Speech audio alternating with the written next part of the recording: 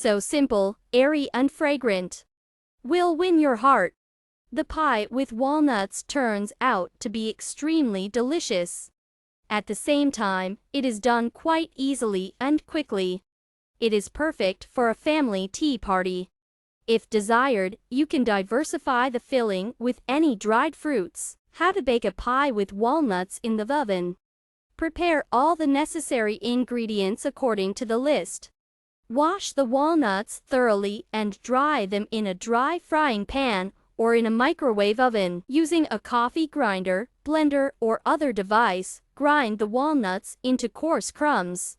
Or just nuts can be chopped with a knife or rolled in a bag with a rolling pin. The taste of walnuts perfectly harmonizes with raisins, so it's worth adding a handful of raisins to the pie. Wash the raisins thoroughly, put them in a bowl and pour boiling water, leave for 15 minutes. Drain the water from the bowl with raisins, discard the raisins in a colander, let the water drain completely. Then roll the raisins in flour. This is necessary so that the raisins are evenly distributed in the pie during baking. In a deep container, beat the chicken eggs and add sugar.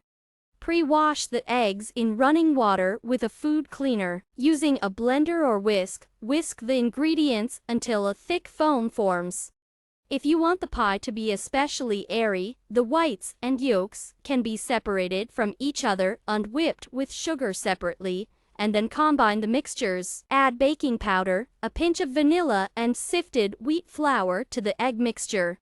Read more about baking powder and vanillin at the end of the recipe. Add the flour in parts, each time gently stirring the dough with a spoon movements, as if lifting the dough from the bottom up so that the mixture does not settle. In a bowl with the dough, put the walnuts and the raisins rolled in flour and gently mix the dough.